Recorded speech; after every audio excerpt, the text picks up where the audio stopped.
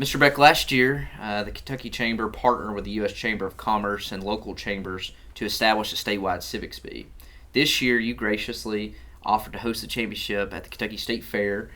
Can you speak to the importance of civic engagement? Well, I think it's a good fit for the Kentucky Chamber and our agency to work together for that type of thing. Anything that can help young people grow and develop their skill sets is good for the Commonwealth.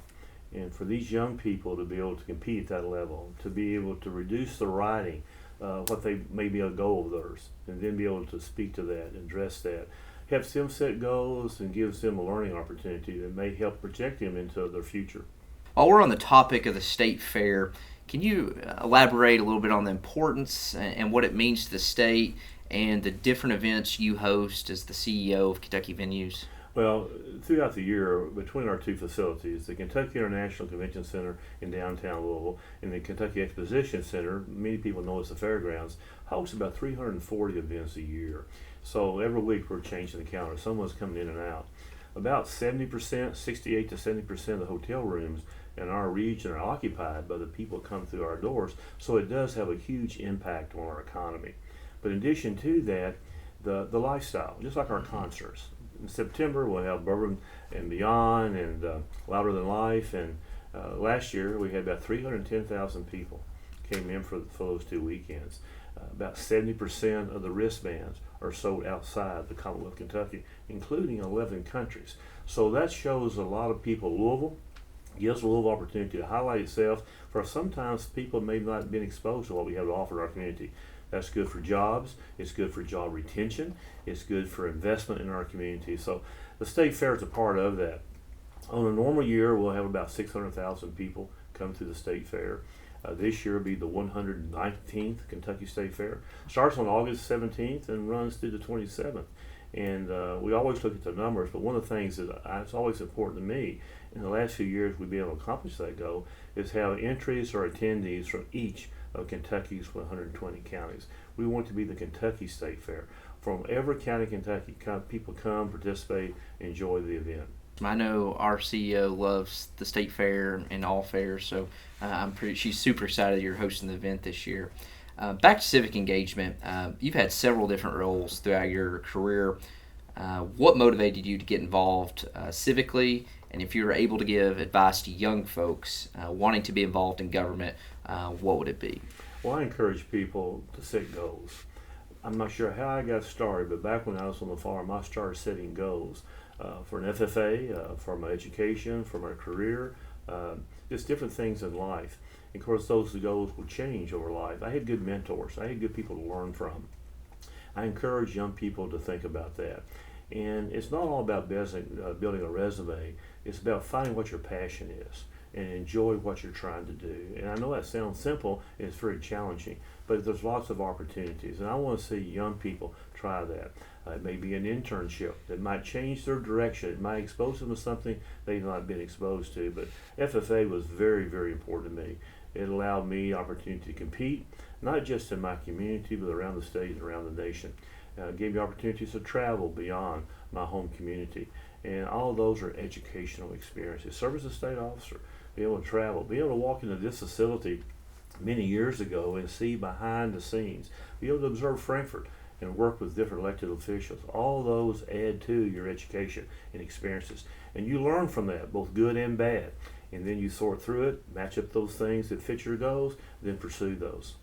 Here recently, it's been announced you'll be emceeing the Fancy Farm Picnic, the political Super Bowl for the state. What does this event mean to you and this honor to MC it?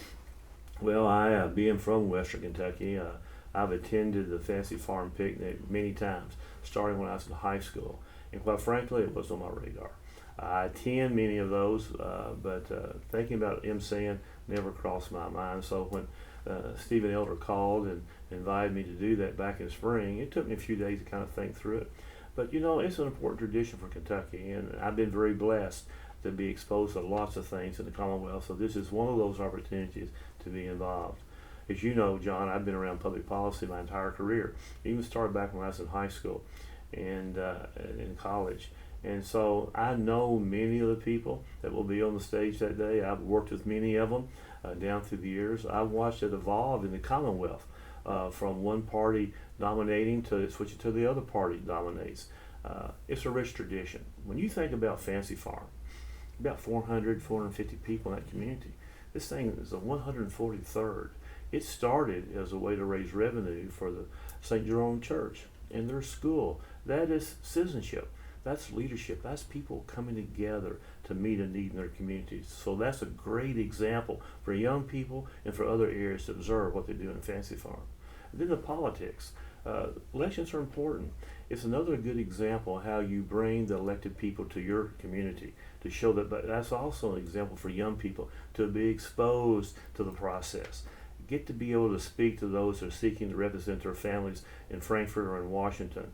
I think in Kentucky, I know it to be fact, we want to shake the hands of those who want to represent us. We want to look them in the eye. We want to evaluate their goals. We want to evaluate their priorities, their values, and compare them to ours, and then make a choice on election day. So it brings that tradition. It's the starting of the fall election in many ways with Fancy Farm. And even when the primary changed back in 1956 from August to May, it allowed the first Saturday in May to be the kickoff for the fall campaign. Could you speak to the importance? I think you're a Lyon County native. Can you kind of dive into the effect this event has on West Kentucky? Well, we're in the venue business. We'll host, as I said a while ago, 340 events a year, where 3 million or more folks may come through our doors on an annual basis. We're talking about 10,000 people being in Fancy Farm, and you know how to get there. Neither one of us need a GPS or a map to find Fancy Farm coming out of Mayfield. We know how to get there. But to bring 10,000 people to a community of the census says about 400 to 450 people, that's a big deal. And be able to feed them over 20,000 pounds of barbecue, to be able to raise the money they do for their community, their church, and their school, to be able to do all that. All the desserts are made by volunteers in that community. Just to see that, it's important. But also because the elected officials, from wherever they may be, see how far Fancy Farm is from Frankfort. And a lot of the times they feel like there's a disconnect, just like those in East Kentucky feel like sometimes there's a disconnect. Well, that verifies the fact that these people are interested in them. When you drive through there, you'll see farm country. It's the breadbasket of the Commonwealth. And you've got people from all walks of life, from many states, from Washington and around the Commonwealth, will be there to see their community. And they take pride in that.